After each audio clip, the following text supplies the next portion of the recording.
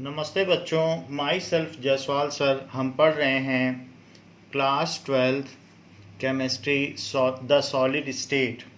Last class में हमने ये देख लिया था कि किसी भी कंपाउंड का केमिकल फार्मूला कैसे निकाला जाता है on the basis of the number of voids filled and the number of atoms or ions present at lattice points.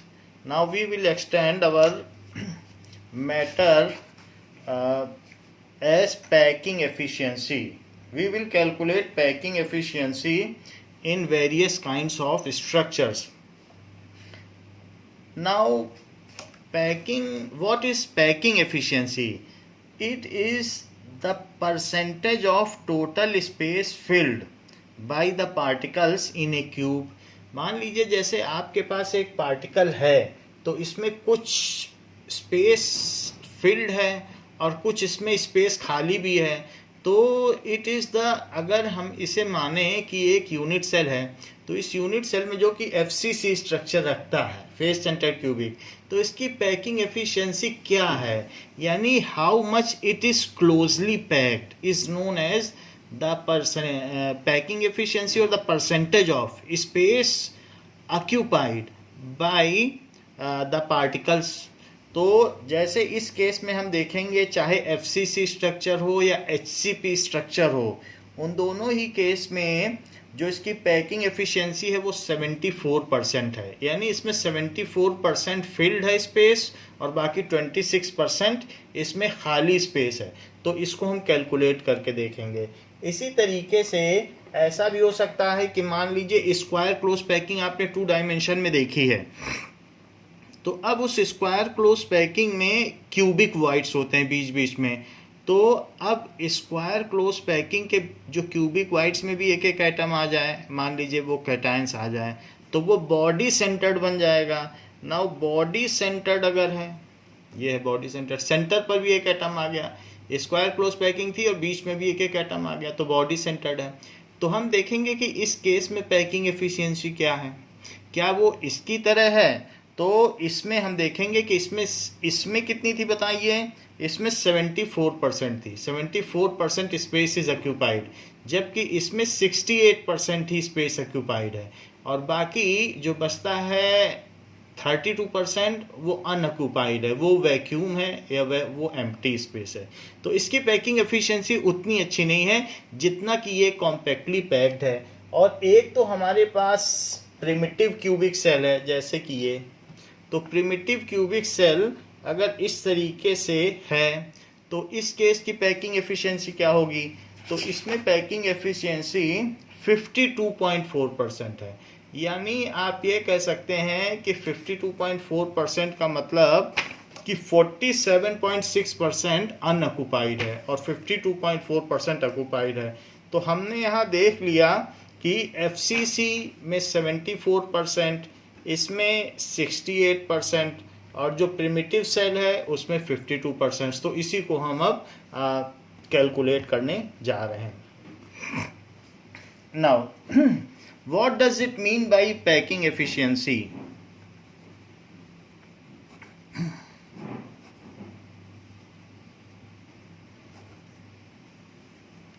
So packing efficiency is the percentage of total space. Packing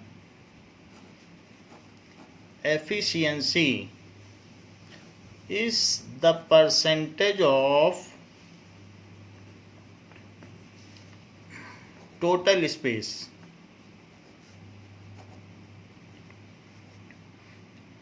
filled by particles, तो जो packing efficiency किसी unit cell की होगी वही उस पूरे solid state की होगी। तो यूनिट सेल का स्ट्रक्चर FCC है तो उसको हम एक्सटेंड कर देंगे तो उसका पूरा स्ट्रक्चर बन जाएगा repeating unit. So whatever is the packing efficiency of unit cell is the packing efficiency of that solid material. Whatever is the packing efficiency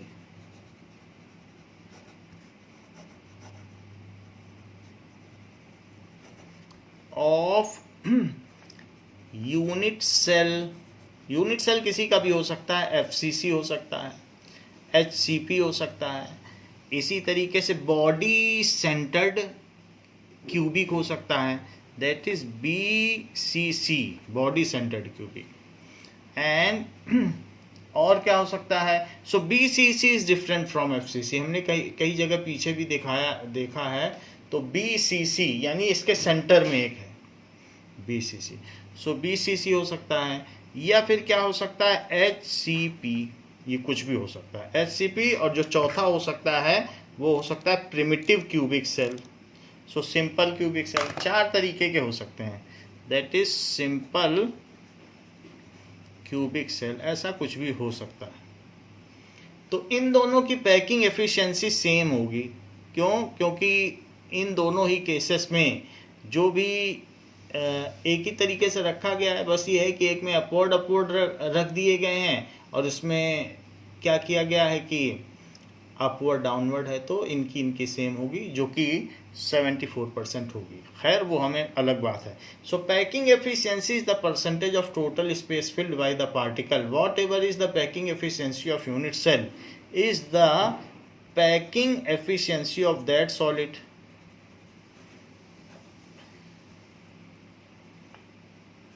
of that solid.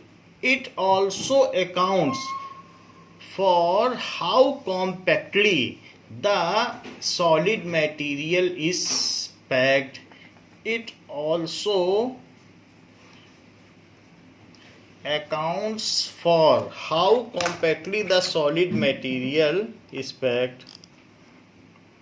Accounts for that how compactly the solid material is packed. So let us find out packing efficiency in HCP and CCP structures. Yes. FCC को CCP कहते हैं, ये तो हमने cubic close packing बोला ही था। तो HCP यानी जो एफसीसी है, फेस सेंटर्ड क्यूबिक, को सीसीपी कहते हैं। और बॉडी सेंटर्ड क्यूबिक अलग होता है। बॉडी सेंटर्ड क्यूबिक ये बॉडी सेंटर्ड है, और ये जो एफसीसी है यही सीसीपी है, क्यूबिक क्लोज पैकिंग। तो इसका नाम सीसीपी हमने पहले बताया भी था, सीसीपी ही है इसका नाम। ठीक है, बीसीसी अलग चीज होती है, उसमें बॉडी सेंटर्ड है, तो इसे एफसीसी भी बोल सकते हो और सीसीपी भी बोल सकते हो, क्यूबिक क्लोज पैकिंग। नाउ ये हमने यहां लिख दिया। तो it how compactly the solid material is packed. Late us find out packing efficiency in packing efficiency in FCC, जिसे कि आप सीसीपी भी कह सकते हो, एंड एचसीपी, इन दोनों में पैकिंग एफिशिएंसी देखें तो एक जैसी ही पैकिंग एफिशिएंसी होगी। वॉइड्स हमने बस एक में अपवर्ड ले लिया थर्ड लेयर में और एक में डाउनवर्ड, उससे कोई फर्क नहीं पड़ता। जरा देखें कि ये एक यूनिट सेल है, तो इस यूनिट सेल में जो कि एफसीसी की है,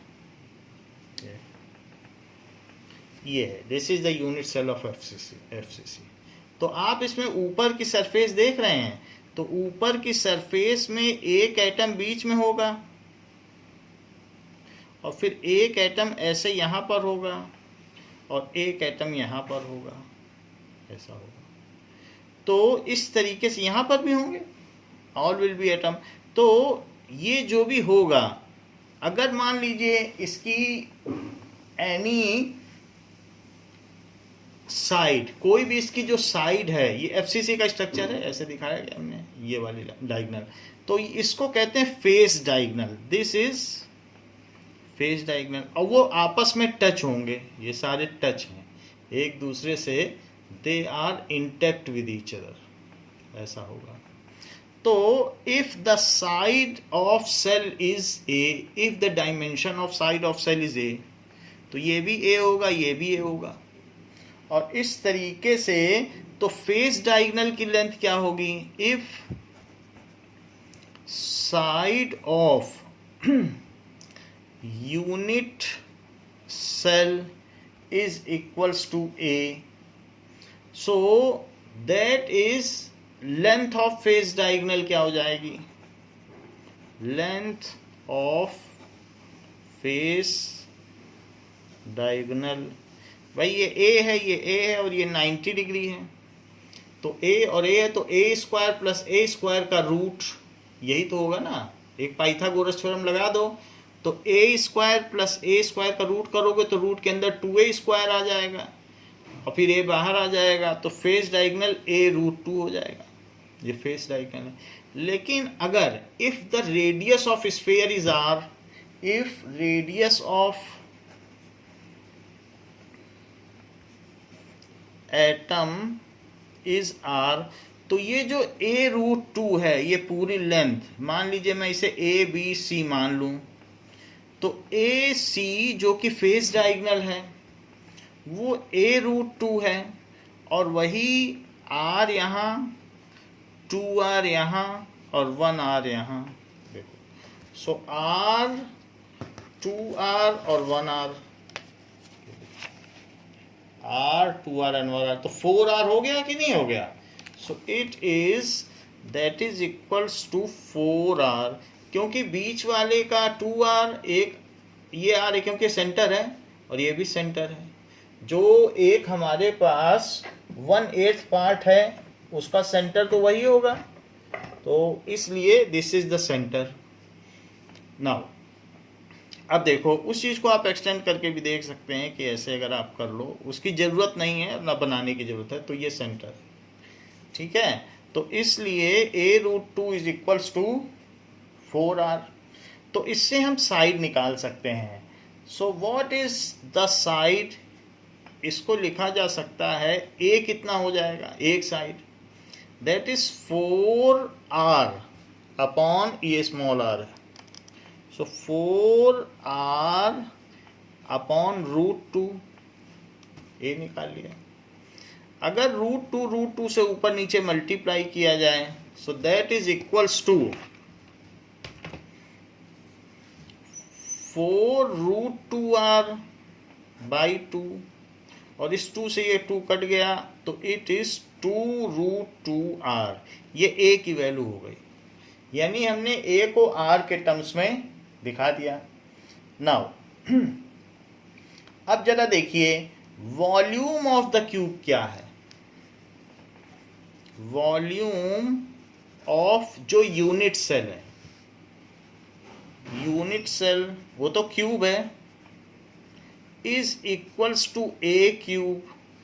ए क्यूब है, ए कितना है इसमें, ए की वैल्यू कितनी है 2√2r, तो 2√2r का क्यूब, ये हो गया। अच्छा, क्या can you tell what is the value of z for face centred cubic? जो फेस सेंटर्ड क्यूबिक है ये कितने एटम से मिलके बना है? 6 तो इसके फेसेस हैं, तो 3 एटम फेसेस पे हो गए, और बाकी 8 इसके कॉर्नर्स हैं, तो 8 इंटू 1/8, और हर कॉर्नर पर 1/8 एटम है, तो दैट इज 8 इंटू 1/8। 1 एटम से तो कॉर्नर बन गया और 3 एटम से फेसेस बन गया, तो 4 एटम से मिलके बना होता है। z की वैल्यू 4 है। सो अब इसमें volume of all the atoms present in unit cell, इसमें एटम्स जो प्रेजेंट है उनका क्या वॉल्यूम है, एक तो इस पूरे यूनिट सेल का क्या वॉल्यूम है, दैट इज a क्यूब, और volume of all atoms present in it, volume of atoms present in FCC और HCP दोनों का एक जैसे ही चलता है, तो ऐसा लिख सकते हैं, दैट इज 4 टाइम्स ऑफ, क्योंकि 4 एटम्स हैं और हर एटम का क्या वॉल्यूम होगा 4/3 pi r cube, because there are 4 atoms present. So आप लिख सकते हैं कि 4 atoms in each unit cell, 4 atoms हर यूनिट सेल में होंगे, तो ये कर दिया। तो दिस इज, ये तो एटम्स का वॉल्यूम हो गया और ये टोटल वॉल्यूम हो गया। So what is packing efficiency? Packing efficiency कितनी हुई? वॉल्यूम ऑफ एटम्स, जो भी इसमें एटम्स हैं उनका volume upon volume of cube, volume of cube.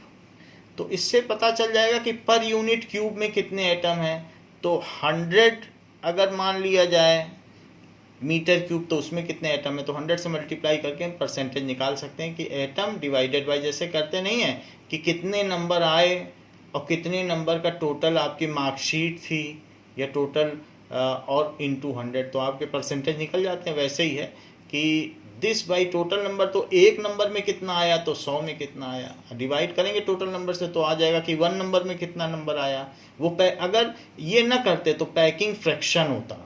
एक होती है पैकिंग एफिशिएंसी, फ्रैक्शन का मतलब यूनिट में कितना है, तो 0.74 इसका पैकिंग फ्रैक्शन होता। तो अभी पैकिंग एफिशिएंसी का फार्मूला देख लीजिए, और पैकिंग फ्रैक्शन का अगर करना है तो 1 में कितना है, तो उसको कहते हैं पैकिंग फ्रैक्शन। ये पैकिंग एफिशिएंसी है, पैकिंग एफिशिएंसी परसेंटेज में होती है, सो इन परसेंटेज। और पैकिंग फ्रैक्शन क्या होता है उसका भी फार्मूला लिख लें। सो packing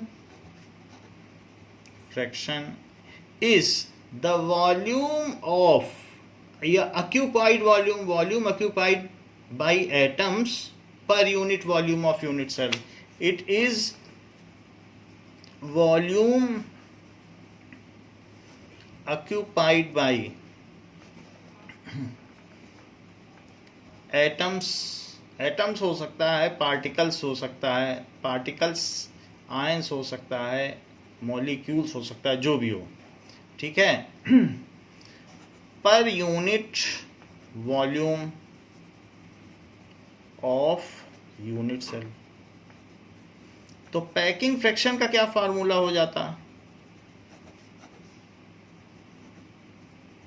is equals to volume of all atoms in unit cell, in unit cell, और divided by volume of unit cell। बस 100 से मल्टीप्लाई नहीं किया है। खैर, we are here to find out packing efficiency. So packing efficiency निकालिए।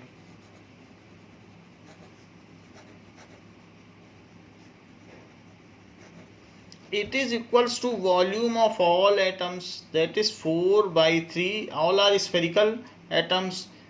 Pi is 22/7 r cube, so 4 into 4/3 pi r cube divided by 4, that is a cube। और जरा पीछे देखिए a cube क्या था, तो a ये था, तो a cube क्या था 2√2r क्यूब, क्योंकि ए की वैल्यू आ गई थी ना।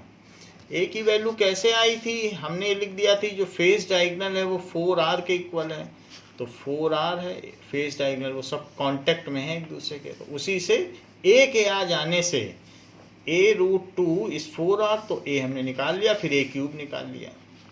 सो 2√2r का whole cube, 2√2 r whole cube into 100 भी करना पड़ेगा। अब जरा देखिए, सो 4 इंटू 4 इंटू 22 और नीचे 3 इंटू 7 आ जाएगा। अच्छा, 2 का क्यूब करो तो 2 का क्यूब क्या होगा 8, √2 का क्यूब करो तो √2 इंटू √2 इंटू √2, दैट इज 2√2, और r का क्यूब करो, ये इसके डिनोमिनेटर को नीचे स्लाइड कर दिया है, और ऊपर भी अब क्या बच गया आपके पास r का क्यूब, तो r का क्यूब कैंसिल हो गया, इसको भी कैंसिल कर दीजिए तो ये 2 आ गया, तो ये 2 और 2 मिलकर इस 4 को कैंसिल कर देंगे। तो अब हमारे पास क्या बच रहा है, 22 अपॉन 21 और 22 100 कर दो और इंटू √2, दिस इज √2 भी बच रहा है। तो 2200 अपॉन 21 √2 के लिए आप एक √2 इंटू √2 ऐसे कर दो, जिससे कि जो भी इरर आती है कैलकुलेशन की इरर वो डिवीजन की वजह से ना आए, ऐसा कर दिया। तो यहाँ पर √2 से 2 आया, तो 2200 अपॉन 21 इंटू 2 √2, तो इससे इसको कट कर दिया तो 1100 आ गया। सो दिस इज 1100 √2 बाई 21, ऐसा आ गया 1100 √2 बाई 21। तो सबसे पहले आप क्या करें, 1100 बाई 21 करें, 1100 divided by 21 is equals to 52.3809। So 52.3809 multiplied by √2, तो इट इज, सबसे पहले √2 की वैल्यू निकालिए अब। सो 2 का रूट क्या होगा, 1.4142। सो 1.4142 इट इज 52.3809 से इसमें मल्टीप्लाई कर दिया जाए इंटू 3809 सॉरी 09 से हमें करना था, चेक करते हैं कितना आया, 74 आ गया, उससे कोई खास फर्क नहीं पड़ा, 74%। सो इट इज 74% एफिशिएंसी। 2 डिजिट तक ही लिया गया है, आप इन दोनों डिजिट को स्किप भी कर सकते हो, इसकी ज़रूरत नहीं है, आपका परसेंटेज आ जाएगा। सो इतना ही ले लोगे तो भी आ जाएगा 74% पैकिंग एफिशिएंसी। और पैकिंग फ्रैक्शन चाहिए तो 100 से मल्टीप्लाई करने से एफिशिएंसी आई थी, 100 से डिवाइड कर दो तो पैकिंग फ्रैक्शन, यानी 1 में कितना पार्ट ऑक्युपाइड है। So packing fraction, packing efficiency क्या होती है, is equals to packing fraction in 200। तो पैकिंग फ्रैक्शन क्या हुआ,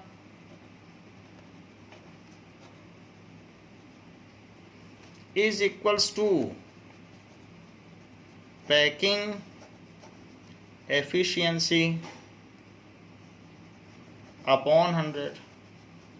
तो पैकिंग एफिशिएंसी 74% है, 100 से डिवाइड कर दो, so that is equals to कितना आ जाएगा, 0.74 is equals to packing fraction. यानी 1 पार्ट अगर टोटल वॉल्यूम माना जाए तो 0.74 पार्ट उसमें पैक्ड है फ्रैक्शन, और 0.26 पार्ट उसमें अनपैक्ड है यानी एम्प्टी है। तो ये पैकिंग फ्रैक्शन हो गया। तो जो चीज़ पूछी जाए आप निकाल दीजिएगा, ये फार्मूला भी आपके पास है कि packing efficiency is packing fraction into 100, ये भी लगा सकते हैं, दोनों में कुछ भी पूछा जा सकता है आपसे। नाउ ये बात हो गई packing efficiency of FCC। Now we will calculate packing efficiency of body centered। body centered में सेंटर में एक एटम होता है, so this is packing efficiency of body centered cubic structure। Now packing efficiency of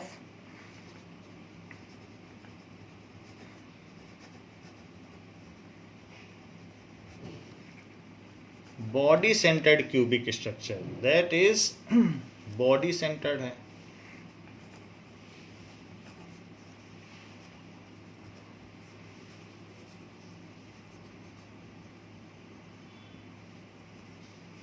अब जरा देखिए,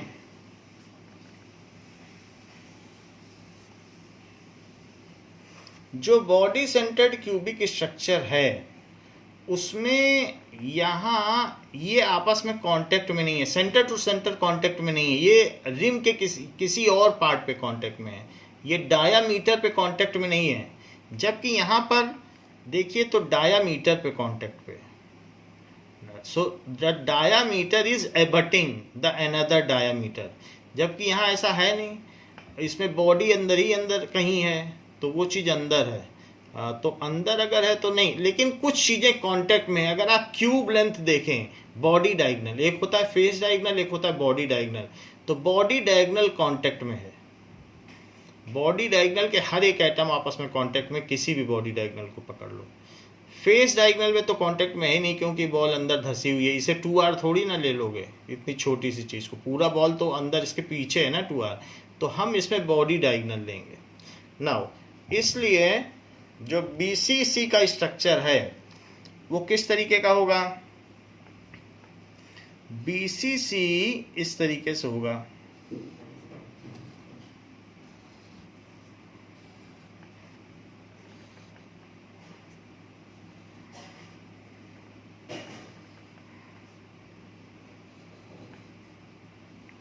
ये तो अगर मान लीजिए कि इसकी पहले तो हमको बॉडी डायगोनल निकालना पड़ेगा, तो ये मान लीजिए बॉडी डायगोनल है, ये बॉडी डायगोनल है। सो बॉडी डायगोनल अगर ये है तो बॉडी डायगोनल कैसे निकालें, सबसे पहले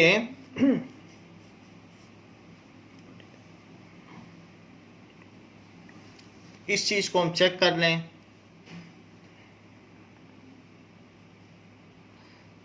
तो बॉडी डायगोनल निकालने के लिए आप क्या करिए कि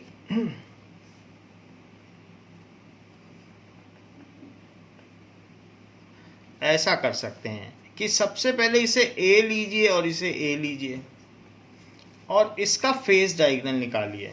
तो इसका फेस डायगोनल ऐसे आ जाएगा।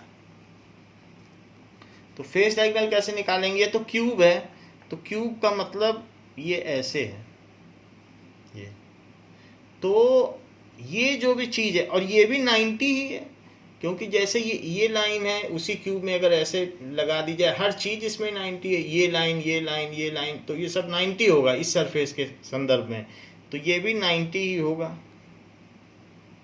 तो एवरी फेस, एक फेस से दूसरे फेस पे जो लाइन खींची जाए वो 90 है। मान लो एक बॉक्स है, तो बॉक्स की एक एज लो और बॉक्स में कहीं से कहीं डायगोनल मिला दो दूसरे एज पे, तो क्या वो 90 नहीं होगा, तो होगा ही। आप पेंसिल बॉक्स में करके देख लीजिए, ऐसे मिला के देख लीजिए, 90 होगा। एक एज और उसी एज से एक डायगोनल बनाओ, दैट बोथ विल बी 90। तो इस ए और इस ए से ये जो AC आया वो इसका फेस डायगोनल है, वो कितना आ जाएगा, A√2, so that will be A√2 आ गया। ये देखिए, तो इसकी जो ये साइड आ गई, इट इज A√2 आ गई। So A√2 will be its phase diagonal. So if edge of unit cell या side of unit cell is equals to A, then face diagonal is equals to A√2, क्योंकि ये 90 degree है तो Pythagoras theorem से A√2, फिर ये 90 है, तो यहाँ से अगर मैं इसे यहाँ मिलाऊं तो इससे बनने वाला बॉडी डायगोनल यहाँ से यहाँ, तो ये एक ट्रायंगल फिर बन रहा है। ACD is a right angle triangle, as triangle ACD is right angled at C, so AD क्या हो जाएगा, A√2 का स्क्वायर और फिर A का स्क्वायर और फिर उसका root, Pythagoras theorem. So this is 2A square और प्लस A स्क्वायर इसका root, so this is 3A square का रूट। या ए बाहर ले लिया तो a√3। अब ये जो फेस डायगोनल है हमने आपको दिखाया, ये सॉरी बॉडी डायगोनल, AD यहाँ क्या है, बॉडी डायगोनल, इसको लिख लें आप, बॉडी डायगोनल। आपकी जानकारी के लिए बता दें कि टोटल इसमें 6 फेस होते हैं, तो 6 फेस डायगोनल्स होते हैं और अपोजिट एंड्स को मिलाने से बॉडी डायगोनल बनता है। तो हम इसमें जो बॉडी डायगोनल्स बना सकते हैं, तो एक एंड है, अलग अलग एंड्स को अगर हम मिलाएंगे तो बॉडी डायगोनल्स बना सकते हैं। तो 8 एंड्स हैं तो उनको मिलाने से 4 बॉडी डायगोनल्स आप क्रिएट कर सकते हैं। अपोजिट पेयर ऑफ मिलाते जाइए और बॉडी डायगोनल्स क्रिएट कर दें, तो इस तरीके से 6 फेस डायगोनल्स और 4 बॉडी डायगोनल्स बन जाएंगे। ये चीज़ हो गई। खैर कोई बात नहीं, हमने एक बॉडी डायगोनल बना लिया है। तो ये जो बॉडी डायगोनल होगा इसमें बीच में एक एटम होगा और एक एटम इस एंड पर होगा और एक एटम इस एंड पर होगा, ऐसे। ये बॉडी डायगोनल की बात की जा रही, जो इसके सेंटर से जा रहा है, बीच वाले के, आप देख रहे हैं, ये है बॉडी डायगोनल। ये आप देख रहे हैं बॉडी डायगोनल, ये देखिए, ये है बॉडी डायगोनल। तो बीच वाली बॉल और इधर वाली और इधर वाली, तो ये कितना हो गया टोटल, बीच का 2R, इसका R और इसका R। सो वैसे तो AD की वैल्यू, ये देखो, तो टोटल 4R हो गया ना बॉडी डायगोनल पर, और AD की वैल्यू a√3 है, this is a√3। So AD is equals to, AD के 2 वैल्यू हैं, एक तो a√3 है बाई द साइड डायमेंशन, और साथ ही साथ इसमें जो स्फीयर्स हैं, स्फीयर के बेसिस में 4 रेडियस इसमें आ जा रहे हैं। तो जो रेडियस है उसे स्मॉल r मान लिया जाए, दैट इज स्मॉल r। तो 4 रेडियस आ गया। हमने यहाँ कैपिटल R लिख दिया है, बुक आपकी स्मॉल r लेती है तो हम इसे अमेंड करें, जैसा बुक लेगी वैसा ही करेंगे। सो it is small r, 2 small r और 2 स्मॉल r, तो 4 स्मॉल r हो गया। यहाँ पर भी हमने गलती की है पीछे में, उसको भी अमेंड करिए, क्योंकि नोटेशन गलत हो जाएगा तो सब गलत हो जाएगा। तो यहाँ पर भी हमने कैपिटल R यहाँ लिख दिया है, इसे आप स्मॉल r लिखें।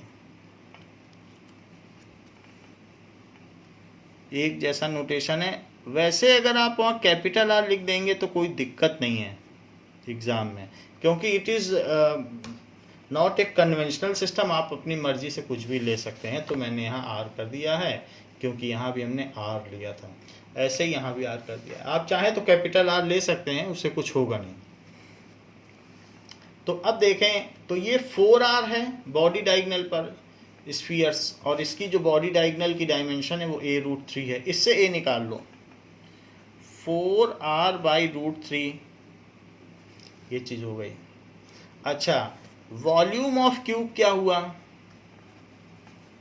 Volume of cube is equals to a cube, that is 4R/√3 का क्यूब। तो ये वॉल्यूम ऑफ क्यूब हो गया। As BCC structure, body centred cubic structure contains 2 atoms, as BCC structure contains 2 atoms,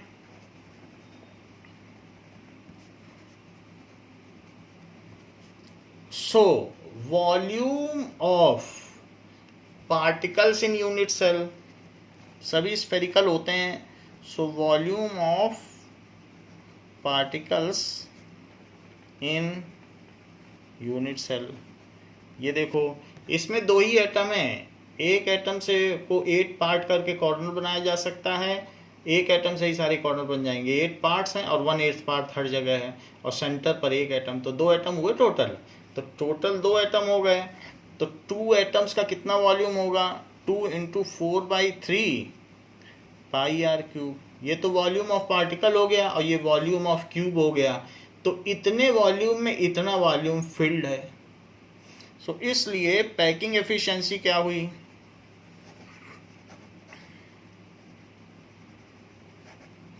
is equals to occupied volume upon volume of cell.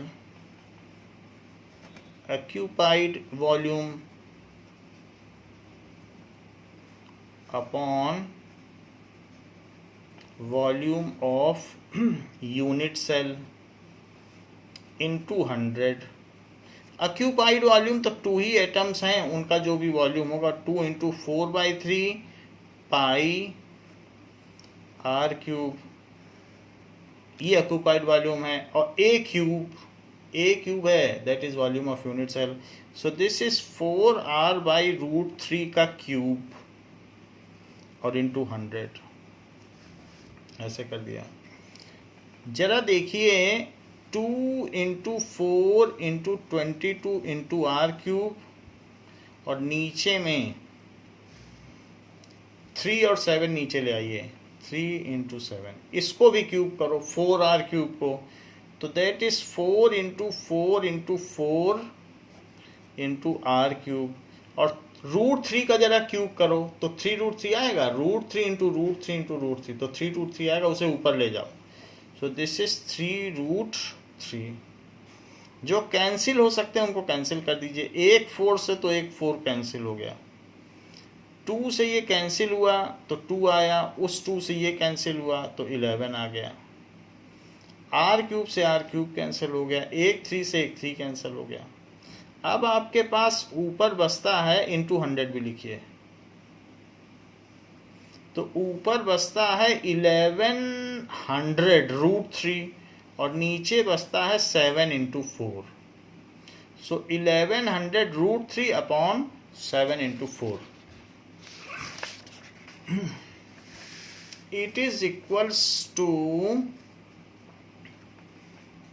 1100 √3 और 7 into 4 कितना होता है 28. सो ये चीज़ हो गई. अब ये हम इसे कैलकुलेट करें तो पता चले कि ये क्या वैल्यू आएगी. 1100 divided by 28 is equals to 39.2857. अभी तो हम एग्जैक्ट ही लिखेंगे 39.2857. वैसे 2 डिजिट पे पैकिंग एफिशिएंसी है तो आप 3 डिजिट तक ले सकते हो और फिर उसके बाद उसको आप राउंड ऑफ करके 2 डिजिट कर लो, क्योंकि पैकिंग एफिशिएंसी आपकी 68% है, तो 3 डिजिट भी लोगे 32.3, राउंड ऑफ करके 3 डिजिट लेना, ऐसे नहीं कि 39.2 ले लेना, 39.3 लेना. और साथ में इसमें किससे मल्टीप्लाई करना है. सो पहले तो आप निकाल लीजिए √3 होता कितना है, तो 1.732 होता है, तो चेक कर लेते हैं. 1.732 इतना ही हम लेंगे इंटू 1.732. वैसे तो 0.5 भी है बट हम नहीं ले रहे हैं. इनका मल्टीप्लाई करो 39.2857 से into 39.2857 is equals to, it is 68%. तो 68% इसका मतलब है ये ना भी लेते तो चलता, इसको ना भी लो तो चलेगा. सो इट इज 68% आ गया, तो 68% लिख दीजिए. अच्छा, can you now find out the packing fraction. So packing fraction क्या हुआ, जब भी पैकिंग एफिशिएंसी लिखना तो परसेंटेज जरूर लगाना. Packing fraction is equals to packing efficiency upon 100. So this is 68/100. So 0.68 है, यानी 1 में इतना पार्ट फिल्ड है और बाकी 0.32 पार्ट एम्प्टी है, या फिर आप ये कह सकते हैं 32% एम्प्टी है. पहले वाला केस ज़्यादा अच्छा था क्योंकि उसमें 26% ही एम्प्टी था एफसीसी स्ट्रक्चर में, इसमें तो 32% एम्प्टी है. तो बॉडी सेंटर्ड क्यूबिक उतना अच्छा स्ट्रक्चर नहीं माना जाएगा और उसमें वो टेंसाइल स्ट्रेंथ भी नहीं होगी. पैकिंग एफिशिएंसी जितनी अच्छी होती है पार्टिकल के बीच में उतना स्ट्रॉन्गर फोर्स होता है, उतना बढ़िया कोऑर्डिनेशन नंबर होता है, और वो सॉलिड उतनी ही अच्छी टेंसाइल स्ट्रेंथ भी रखता है. So we will come to packing efficiency of simple cubic lattice. Packing efficiency of simple cubic lattice. Simple cubic lattice तो सिंपल ही होता है, उसमें सिर्फ कॉर्नर पर होते हैं. ये देख लो, कॉर्नर कॉर्नर पर है, बस ऐसा होगा. तो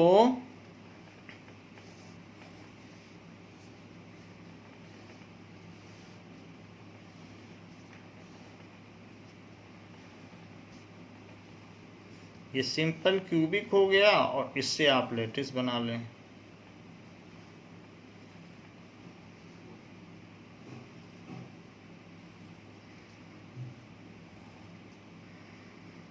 ये बन गया. This is simple cubic lattice.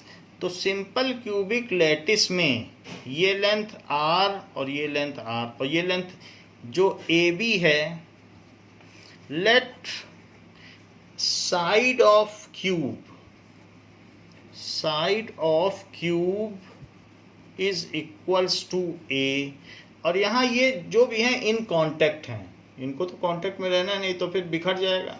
तो टच में नहीं रहेंगे तो क्यूब कैसे बनेगा? ये सब तोड़ दोगे तो क्यूब बिखर गया. तो इसलिए R ये और R ये, तो 2R. और AB is also equals to 2R. और AB ही A है और AB 2R भी है. So A is equals to 2R. तो अब इस वॉल्यूम ऑफ क्यूब क्या होता है? It is A cube, that is 2R का क्यूब. पैकिंग एफिशिएंसी क्या होगी? So packing efficiency will be equal to, that is volume occupied by volume of unit cell. Volume occupied upon volume of unit cell into 100 से multiply भी करना पड़ेगा. Volume occupied तो कितना होगा? इसमें कितने पार्टिकल्स होते हैं? Simple cubic cell is made of 1 particle. एक पार्टिकल का ही बना होता है. ये कितने पार्टिकल का? 8 ही तो वर्टेक्स हैं और 1/8 हर जगह पर है. As simple cubic unit cell is made of 1 particle. वो कुछ भी हो सकता है, एटम हो सकता है, आयन हो सकता है. सो इसलिए उसका वॉल्यूम को क्या हो गया? Its volume is equals to, जो भी वॉल्यूम होगा 4/3 पाई r क्यूब है. तो पैकिंग एफिशिएंसी क्या हो गई?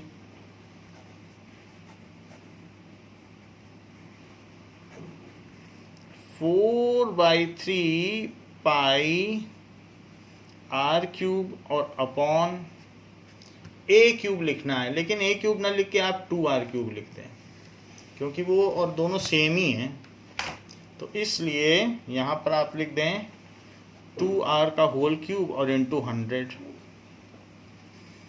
तो 4 इंटू 22 इंटू r क्यूब तो ऊपर रह जाएगा, और नीचे क्या होगा?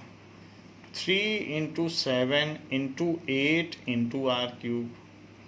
r क्यूब से r क्यूब चला गया और इंटू 100 कर दें. 4 से ये चला जाएगा तो 2 बचेगा, और 2 से ये चला जाएगा तो 11. 1100/21. तो ये वैल्यू कितनी आ गई? 1100/21.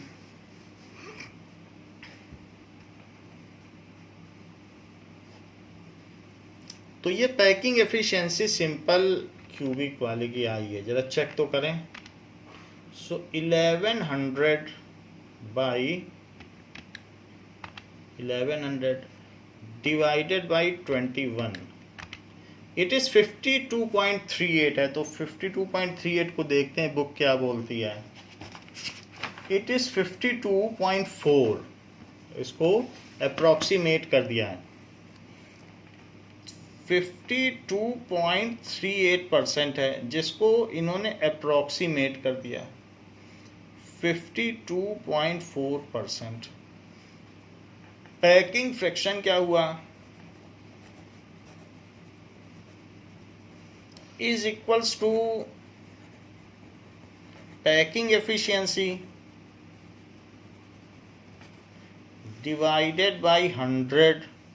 So this is 52.4 divided by 100, so it is 0.524. तो ये पैकिंग फ्रैक्शन हो गया। सो हमने ऑल द 3 केसेस में ये बात चेक कर ली है कि किस तरीके से हम पैकिंग एफिशिएंसी निकालेंगे।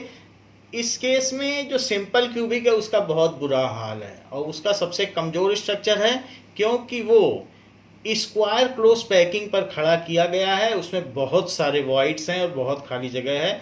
थोड़ा बहुत भी अगर आपने हैमरिंग या बैंगिंग कर दी वो बिखर जाएगा। बहुत अच्छा हाल नहीं है इसका। तो इस तरीके से 52.4% ही पैक्ड है, बाकी 47.6% एम्प्टी स्ट्रक्चर है, एम्प्टी जगह है। ये चीज़ है। अब हम देखते हैं कि हमने पैकिंग एफिशिएंसी जो निकाली है, ये तो इसकी पैकिंग एफिशिएंसी हो गई। Now we will find out the density. हम ये पता करेंगे कि किसी भी, जैसे कॉपर की डेंसिटी क्या होती है, किसी भी चीज़ की डेंसिटी के बारे में पता करेंगे। So calculation involving unit cell dimension. वास्तव में हम डेंसिटी पता करने जा रहे हैं। Calculations involving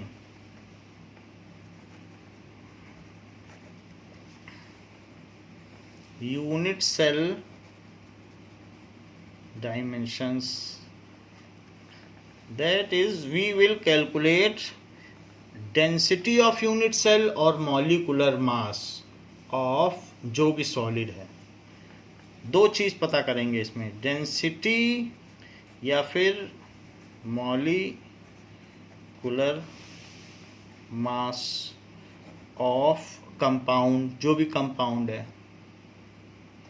density molecular mass of compound, जिसका कि वो सॉलिड स्टेट बना हुआ है। देखिए किसी भी यूनिट सेल का वॉल्यूम क्या होता है, volume of unit cell, volume कितना हो सकता है, इट इज ए क्यूब। अच्छा, मास ऑफ यूनिट सेल कितना हो सकता है, mass of unit cell is equals to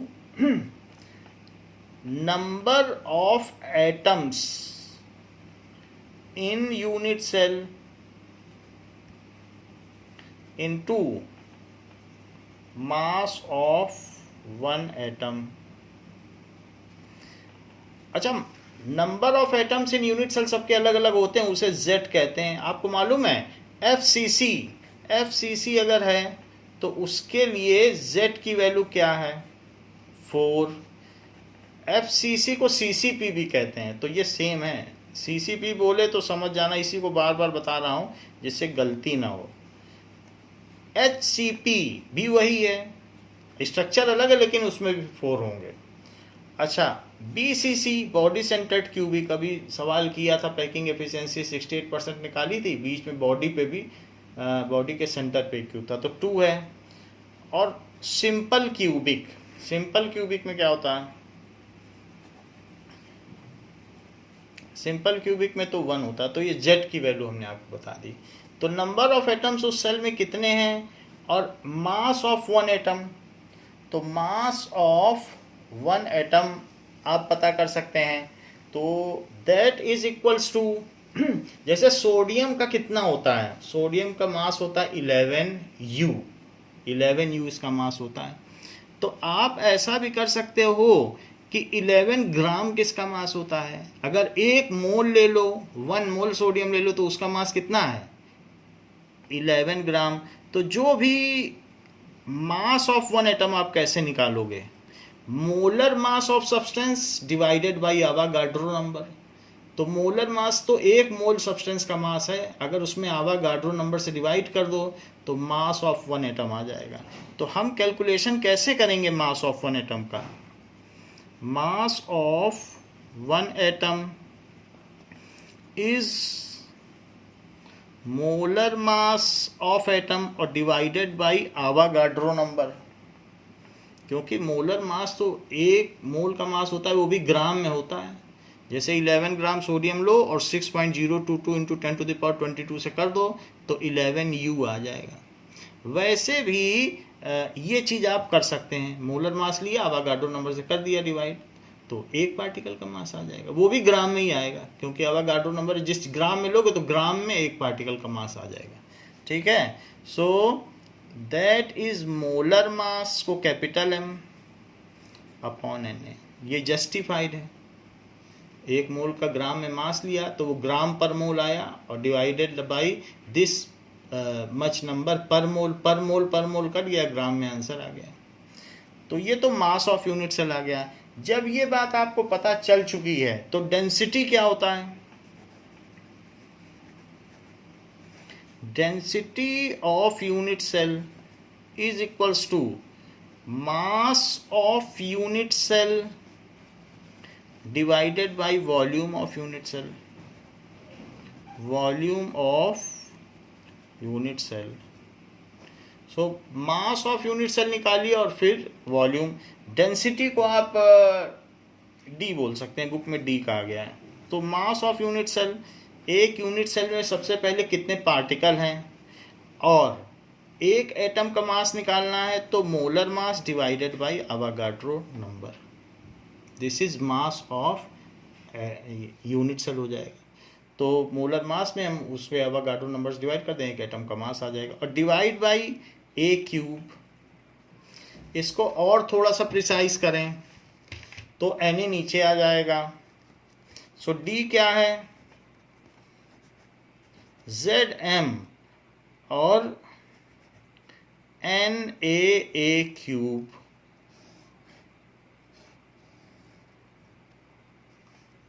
ठीक है, ये भी कह सकते हैं Zm तो जाम ना क्यूब, ऐसे कुछ भी आप याद कर लीजिए, Zm बाई Na³। तो डेंसिटी ये चीज़ हो जाएगी।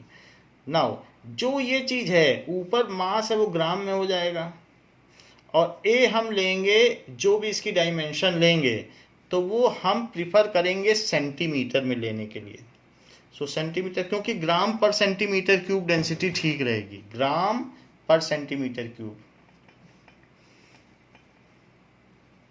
ऐसे कर लेना, इसे फिर सेंटीमीटर क्यूब में लेना। ऐसा न करना चाहो तो फिर केजी में बदलना, तो इसे मीटर क्यूब में बदलना। दो चीज़ें, क्योंकि डेंसिटी या तो CGS सिस्टम में लोगे और या फिर SI सिस्टम में लोगे तो केजी में, फिर आप इसे केजी में बदल देना 1000 से डिवाइड करके, फिर इसे मीटर में ले लेना। आपको पिकोमीटर में दिया रहेगा और डेंसिटी निकालनी रहेगी। तो जाम ना क्यूब, डेंसिटी इज जाम ना क्यूब। तो let us find out for some formula.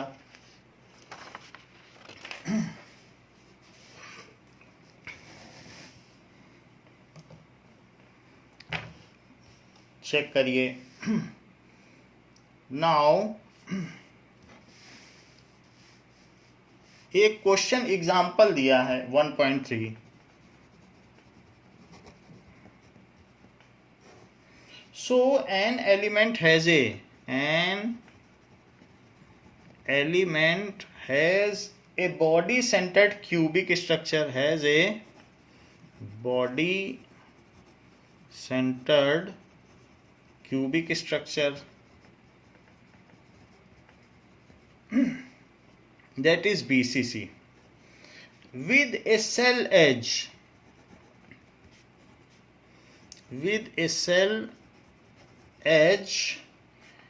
288 picometre, ये A की वैल्यू है। The density of element the density of element, उस तत्व का घनत्व क्या है, is 7.2 gram per centimetre cube. How many atoms are present, how many atoms are present in 208 gram of the element.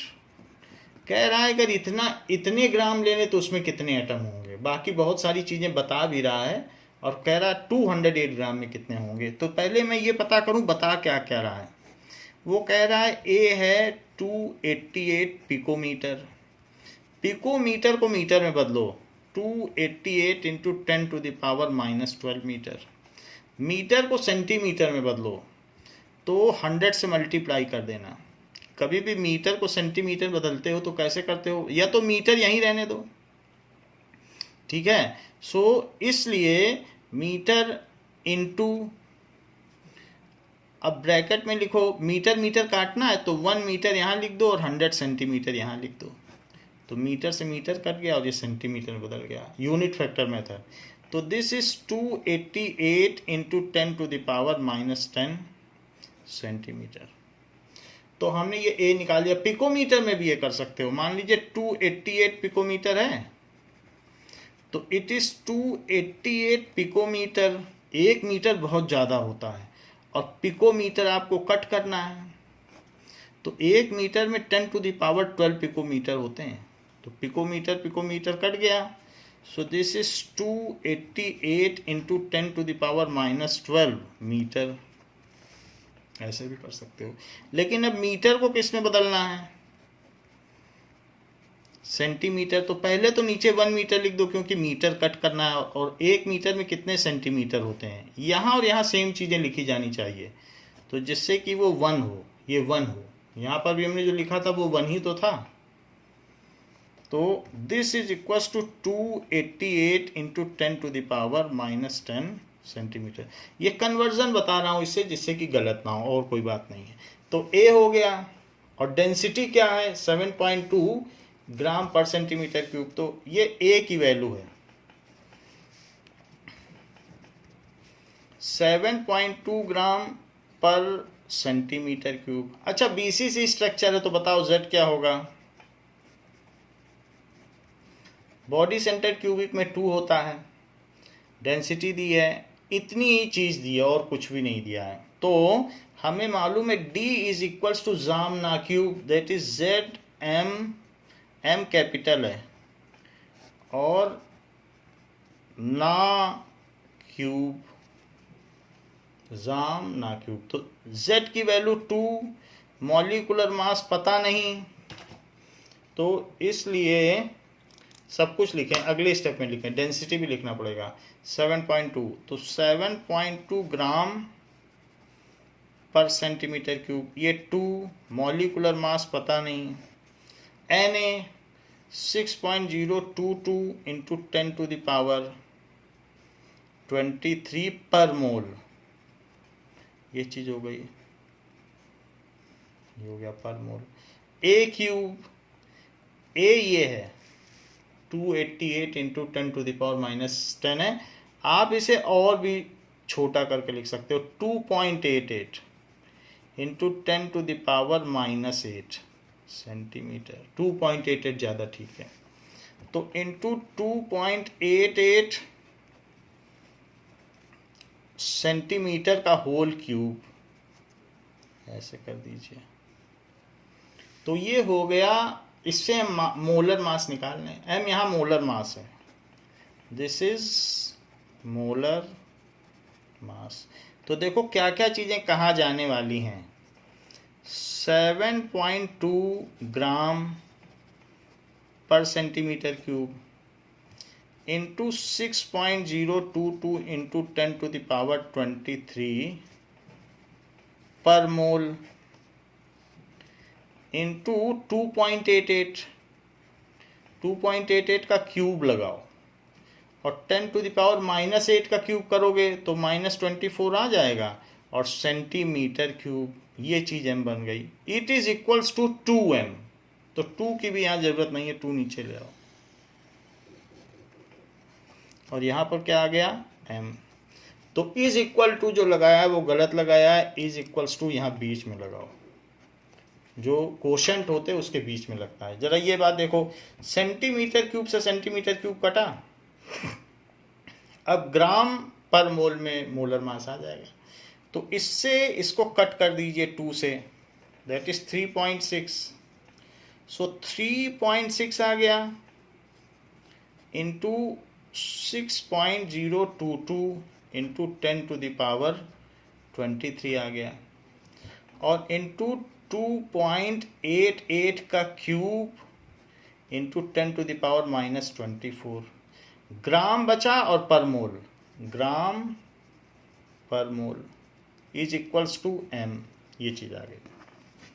अब देखिए पावर भी कट जाएगी, ये चीज पावर से पावर कट जाएगी, 23 है 24 है, सो 3.6 लें, 3.6 और इससे मल्टीप्लाई करें, इसकी अभी ये ऐसे ही लिखा रहने दें, इसकी अभी ज़रूरत पड़ सकती है, तो हो सकता है कि हमें आगे कैलकुलेट ना करना पड़े, तो हम कंप्यूट नहीं करेंगे, इसको इसी प्रिस्टाइन फॉर्म में रखेंगे। 3.6 इंटू 2.88 इंटू 2.88 इंटू 2.88 करो, इसको कैलकुलेट करो, so 3.6 into 2.88 into 2.88 into 2.88 is equals to 85.996, तो ये लिख लें, दिस इज 85.996 और इंटू 10 टू द पावर -1 लिख लें, उससे कुछ फर्क नहीं पड़ेगा, और इंटू 6.022, बाकी चीज़ें ये हो गई। अब आप 10 टू द पावर -1 को भी और छोटा कर सकते हो, ये ग्राम पर मोल में आ गया,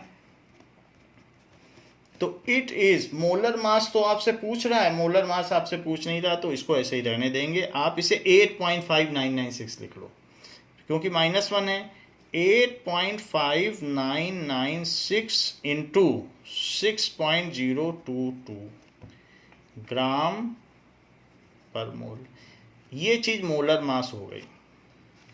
अब देखो आपसे क्या पूछा गया है कि नंबर ऑफ मोल्स पूछे गए हैं, तो number of how many atoms are present, तो आपको एक फार्मूला 9th में बताया गया था कि नंबर ऑफ मोल्स क्या होते हैं, mass by molar mass and n by Na, ये होता है 9th का फार्मूला है। मान लो जितने भी ग्राम आपकी हीलियम है तो हीलियम अगर आपकी 52 ग्राम है तो 52/4 कर देते हो, 13 मोल आ जाता है 52, क्योंकि 4 ग्राम की 1 मोल होती है हीलियम, तो मास बाई मोलर मास कर देने से आ जाता है।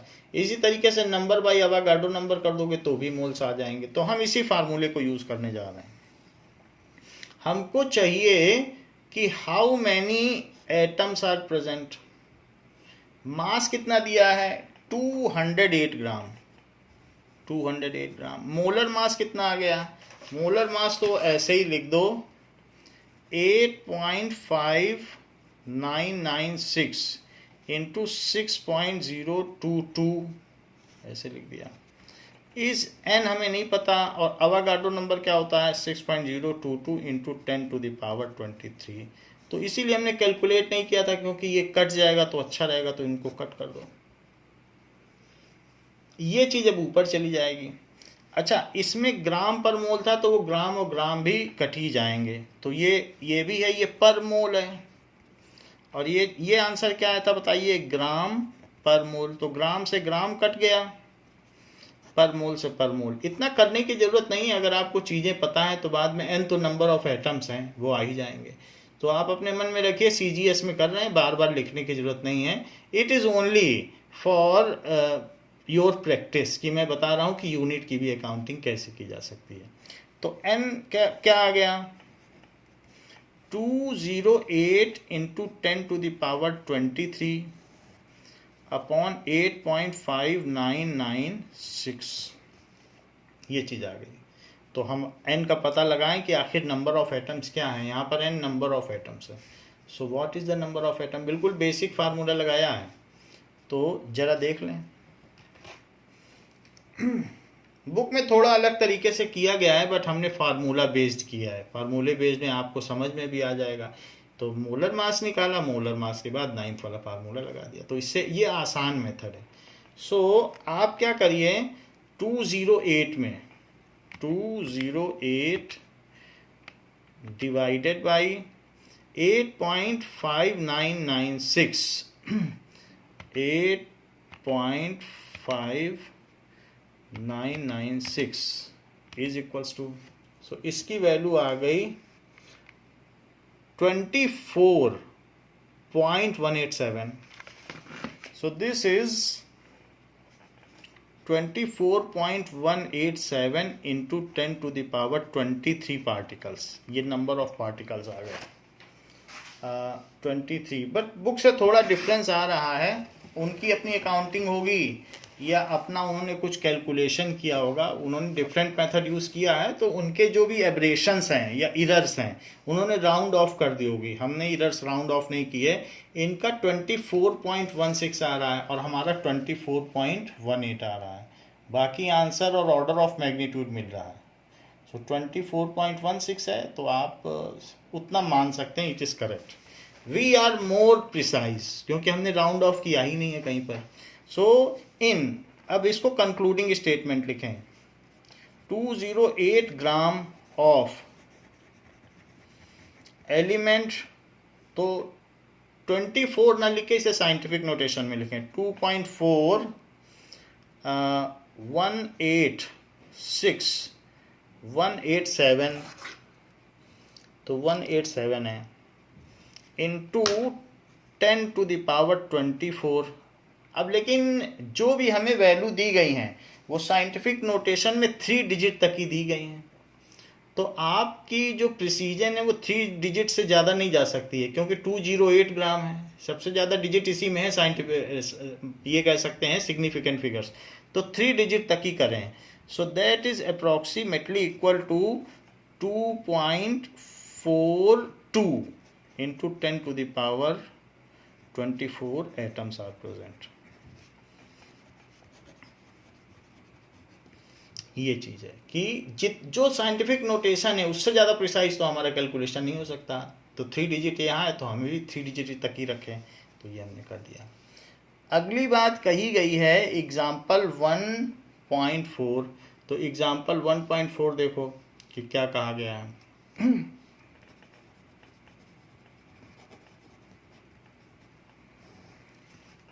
नाउ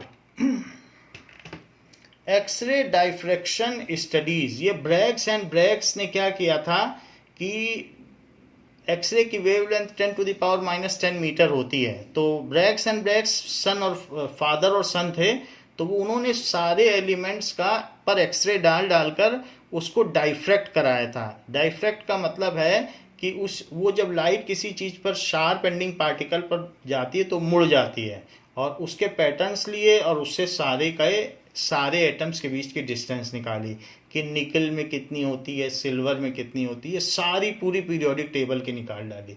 तो उसको कहते हैं एक्सरे डाइफ्रैक्शन टेक्निक। एक्सरे भेजकर किसी भी एटम के लैटिस के बारे में पता करना, उसके स्ट्रक्चर के बारे में पता करना, इंटर पार्टिकुलेट डिस्टेंस के बारे में पता करना, इसका पूरा श्रेय ब्रैग्स एंड ब्रैग्स को ही जाता है। और इस टेक्निक का नाम है एक्सरे डाइफ्रैक्शन टेक्निक। यानी लाइट को किसी पार्टिकल के पास भेजकर जो उसी वेवलेंथ का हो उसको टर्न करा देना, ये डाइफ्रैक्शन कहलाता है। तो इसी टेक्निक से कि bending of light when it encounters a particle of size of the wavelength equivalent to इट। तो इसका जो वेवलेंथ है वो कितना होता है, तो इसका वेवलेंथ है 10⁻⁻10 मीटर, और यहाँ पर भी जो इनके बीच में जो पार्टिकल का साइज है वो एटम का साइज वही होता है, तो इसलिए इसको एक्सरे डाइफ्रैक्शन टेक्निक कहा जाता है। तो जरा क्वेश्चन देखें कि X-ray diffraction studies show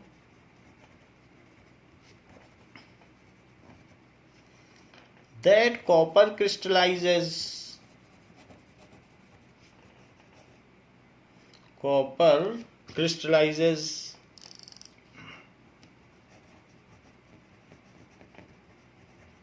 now copper crystallizes in an FCC unit cell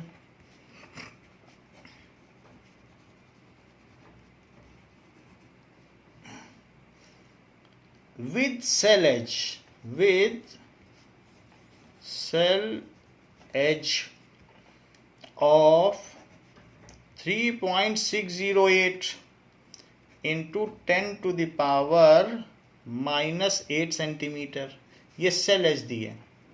copper का एफसीसी होता है, आपको याद हो मैंने सिल्वर और कॉपर में एफसीसी बताया था और मैग्नीज और जिंक में एचसीपी बताया था। ये याद रखने लायक चीज़ें हैं, ये पूछी भी जाती हैं, तो जहाँ जहाँ बताया जा रहा है वो याद रखिए। सो इतनी बात हो गई, ठीक है। सो it is in A separate experiment, in a separate experiment copper is determined to have a density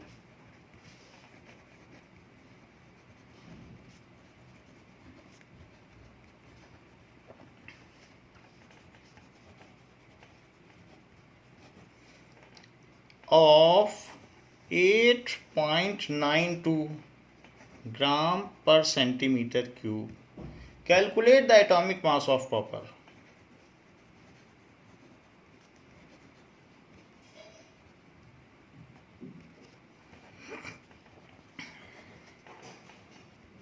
so calculate करने को कहा गया उसका एटॉमिक मास। अगर हम मोलर मास भी पता कर लेते हैं तो एटॉमिक मास पता चल जाएगा, क्योंकि एटॉमिक मास क्या होता है?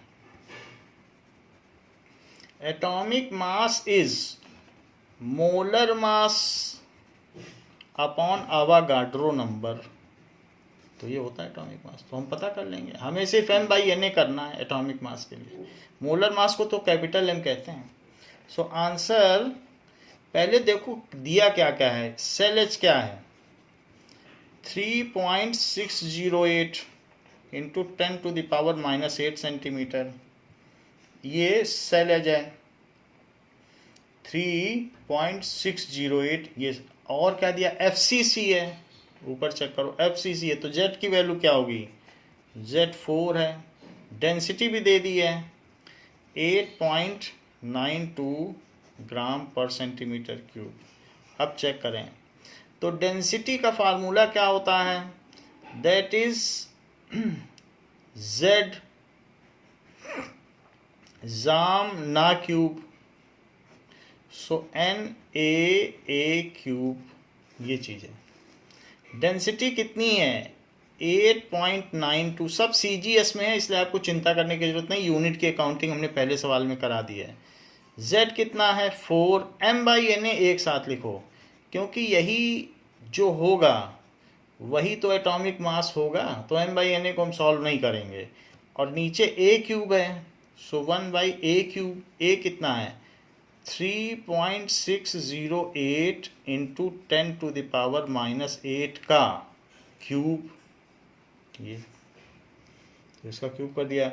नाउ 8.92 इंटू 3.608 इसका क्यूब करो, और फिर 10 to the power -24 और डिवाइडेड बाय 4 कर दो। यही जो है ये M/Na हो जाएगा, यानी molar mass upon Avogadro number is atomic mass. तो मुझे यही कैलकुलेट करना है।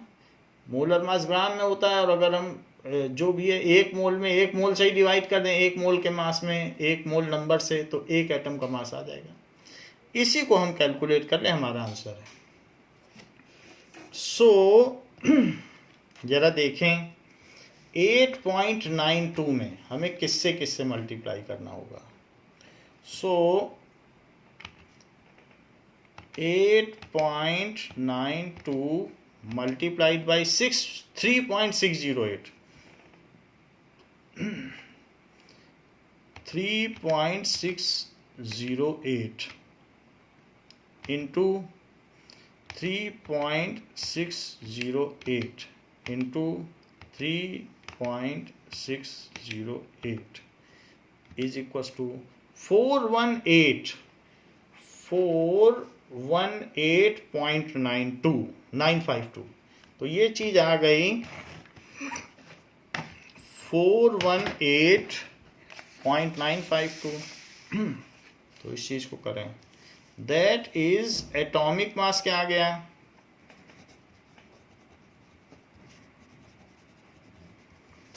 418.952 into 10 to the power -24 और डिवाइडेड बाई 4 रह गया। ये है एटॉमिक मास, लेकिन ये जो भी आया ये ग्राम में आया है। सो दिस इज इन ग्राम। ठीक है, नाउ इसमें 4 से हम डिवाइड करें तो पता चल जाएगा कि इसकी क्या वैल्यू है।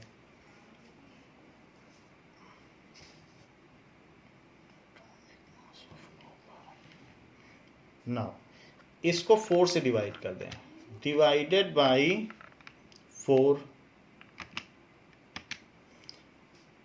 Is equals to 104.738 104.738 104.738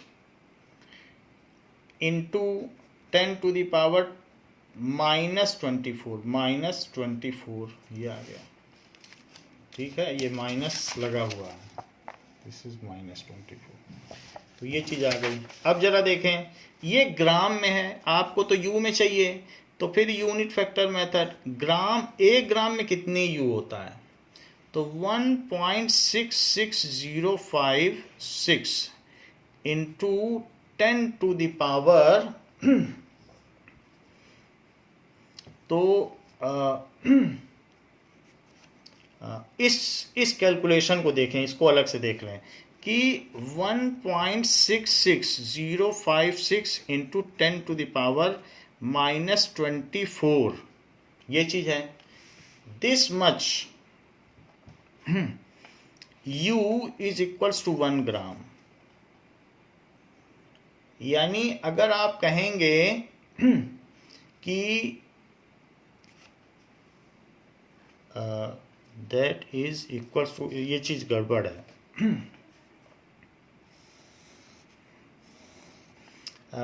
now we will calculate कि 1 U में कितने ग्राम होते हैं। तो यहां तक हम पहुंच गए कि इट इज ग्राम। अब हमें इसको कन्वर्ट करना है, U में कन्वर्ट करना है। तो इसको चेक करें कि U और ग्राम का क्या रिलेशन है। तो आप देख लीजिए 1 U क्या होता है, 1/12 into mass of carbon atom C12 atom.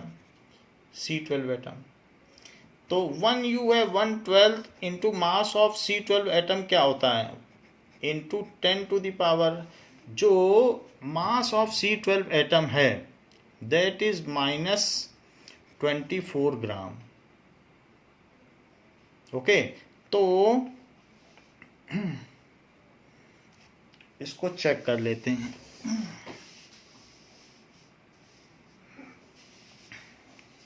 कि एक कार्बन का कितना मास है, तो उससे हमें पता चल जाएगा।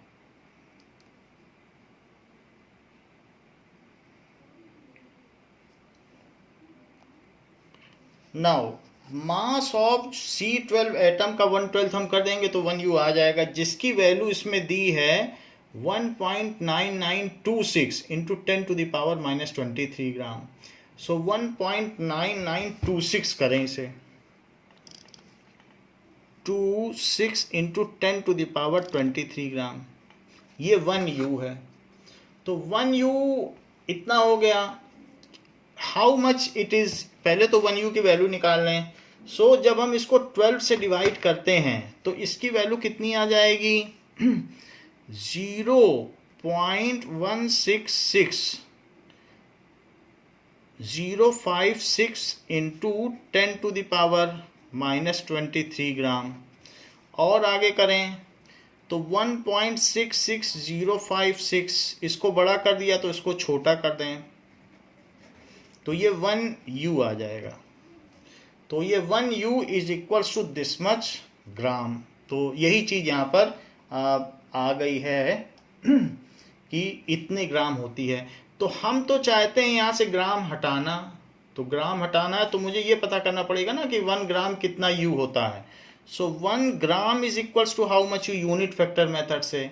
सो it is 1U upon 1.66056 into 10⁻⁻24 gram, इतना लिखना पड़ेगा। इज इक्वल टू 1, ग्राम को भी यहाँ ले आओ तो इट इज 1, क्योंकि 1 ग्राम में क्या होता है, 1 ग्राम में ये 1U है। अब अगर मैं पूरा का पूरा इसके नीचे लिख दूं, so this upon this is 1, क्योंकि दोनों इक्वल है ना, तो दिस बाय दिस, या दोनों तरफ इसी चीज से डिवाइड कर दो तो वहां 1 बचेगा।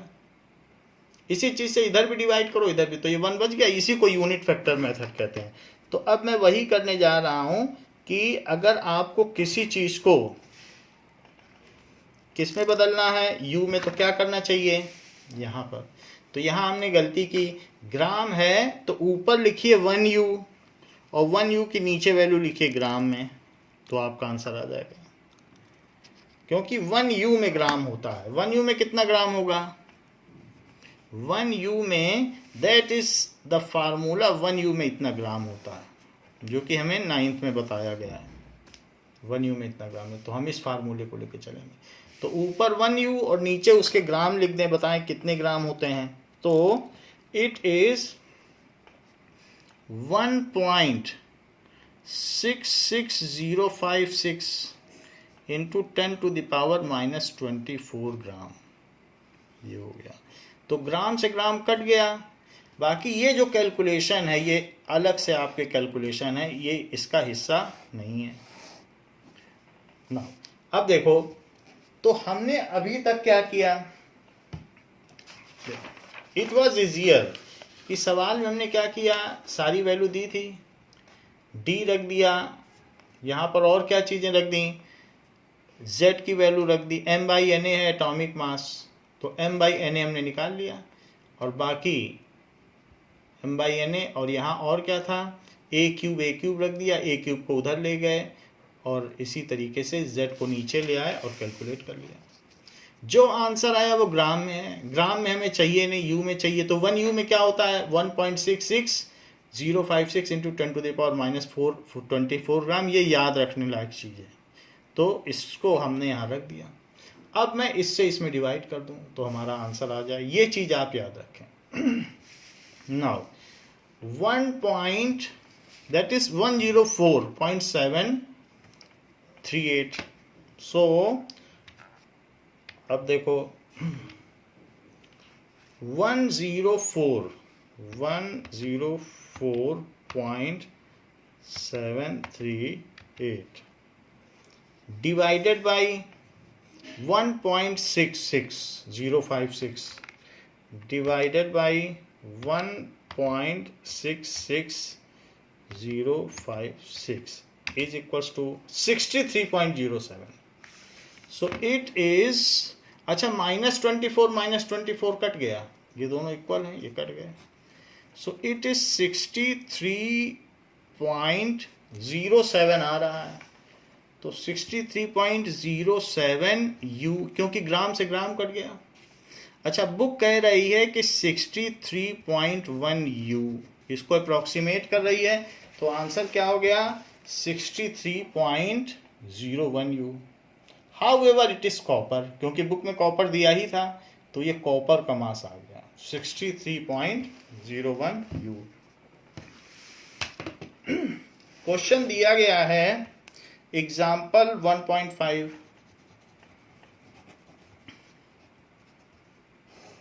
एग्जाम्पल 1.5 क्या है? सिल्वर फॉर्म्स CCP FCC को ही कहते हैं, lattice and X-ray studies of its crystal show that the edge length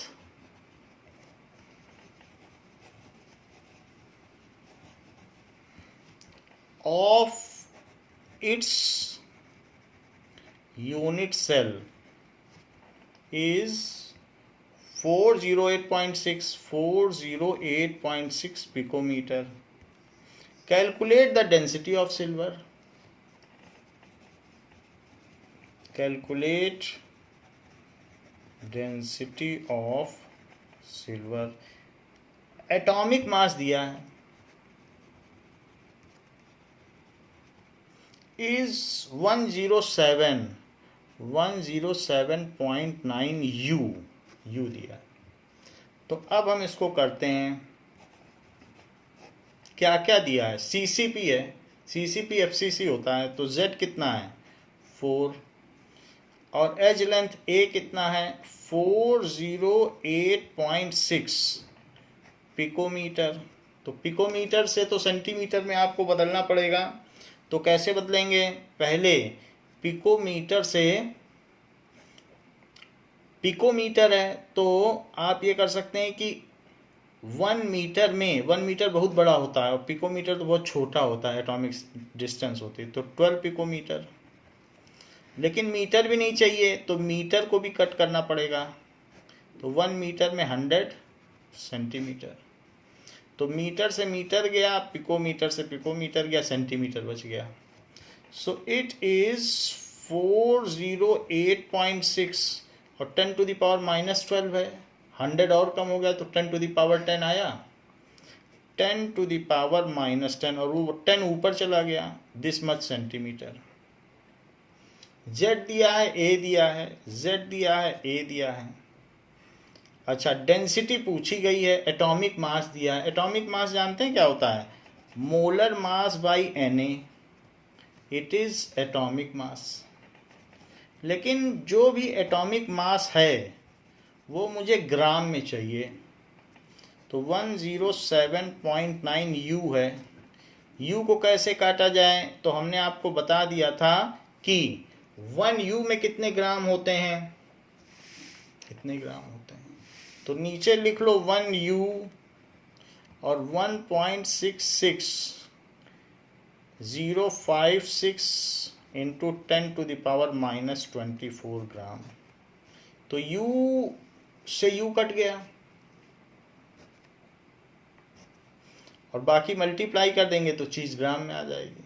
सो इस चीज़ को आप मल्टीप्लाई कर दें, 107.9 107.9 multiplied by 1.66056, 1.66056 is equals to, that is 179.174. It is 179.17 तक ही लिखते हैं, इंटू 10 टू द पावर -24 ग्राम। तो एटॉमिक मास M/Na की जगह मैं ये लिख दूंगा। सब कुछ है और हमें निकालना क्या है? पूछा गया है डेंसिटी, तो बहुत आसान चीज़ है, फार्मूला बेस्ड है। चेक करें तो डेंसिटी क्या होता है? जाम ना क्यूब। तो डेंसिटी इज इक्वल्स टू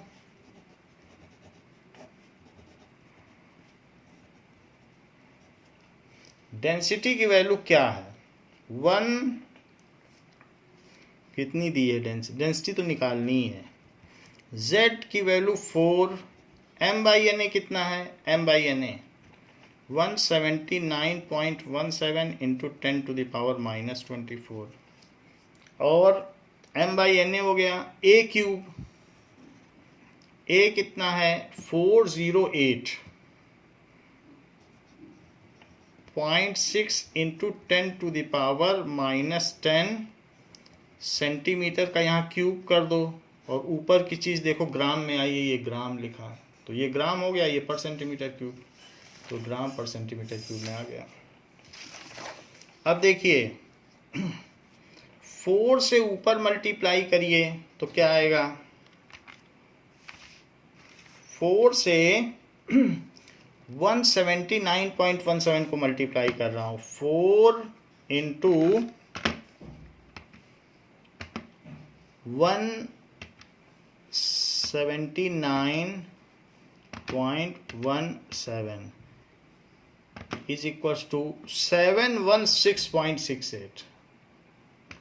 तो 716.68 और 408.6 का क्यूब करें, 408.6 का क्या करना पड़ेगा, 3 बार multiply. So 408.6 into 408.6 into 408.6 is equals to, that is 68217388। तो हम इसमें 2 डिजिट 7 डिजिट पहले डेसिमल लगा दें, तो 6.821 और 10 टू द पावर 7 डिजिट पहले डेसिमल लगा दिया, इंटू 10 टू द पावर -30 और into 10 to the power -24 gram per centimetre cube. So digit को छोटा कर लिया और जो भी डेसिमल्स थे वो लगा दिए गए। तो ये अब देखिए यहाँ कितना आ जाएगा, ये -24 है और नीचे कितना है -23, तो -23 ऊपर चला जाएगा तो +23, तो 10 टू द पावर -24 और +23 और इंटू करना है 716.68, तो 716.68 divided by 6.8217, 6.8217 is equals to 105.05।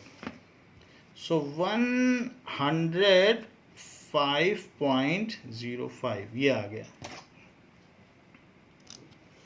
अच्छा, तो ये हो गया 105.05 इंटू 10 टू द पावर -1, और अगर आप इसे 10.5 लिखें, छोटा कर दें तो ये बड़ा हो जाएगा, नियर अबाउट कर लें, सो ये बस इतना ही रह जाएगा। आप इसमें 1/10 कर लें और 10 से डिवाइड कर दें, सो ये आ गया ग्राम पर सेंटीमीटर क्यूब, ग्राम पर सेंटीमीटर क्यूब। तो इस तरीके से हमने यहाँ पर सिल्वर की डेंसिटी निकाल ली कि जो सिल्वर की डेंसिटी है वो वाटर की डेंसिटी 1 ग्राम पर सेंटीमीटर क्यूब होता है, तो सिल्वर 10.5 गुना भारी है पानी से।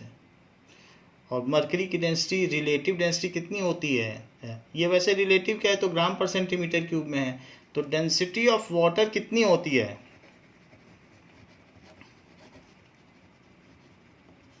1 ग्राम पर सेंटीमीटर क्यूब, और सिल्वर की इतनी आ गई डेंसिटी ऑफ सिल्वर। तो ये ध्यान रखना चाहिए कि सिल्वर 10.5 टाइम्स हैवियर है। आपकी जानकारी के लिए बता दूं, गोल्ड 19.6 टाइम्स हैवियर है वाटर से, और सिल्वर इतना हैवियर है। तो बच्चों इस क्लास के लिए इतना ही, इसके आगे जो इन टेक्स्ट क्वेश्चंस हैं वो अगली क्लास में आपको कराए जाएंगे। थैंक यू बच्चों।